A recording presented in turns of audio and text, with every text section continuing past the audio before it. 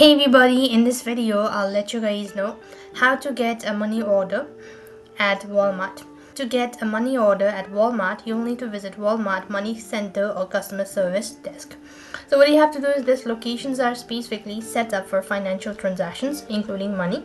So you have to inform the associate, you have to tell them that you want to purchase a money order and the amount you need as well. After which you'll need to provide the payee's name and address, the person or company you're sending the money to. Next field, you can then on the next field you can pay for the money order with cash or debit as well. After that, the association will issue your money order, which you can then mail or deliver in person. This is essential for tracking the money order if it is lost or stolen. So this way you'll be able to get the money order at Walmart. So this is the simplest way. I hope the video was helpful. Make sure to like, share and subscribe. Thank you for watching. See you in the next video.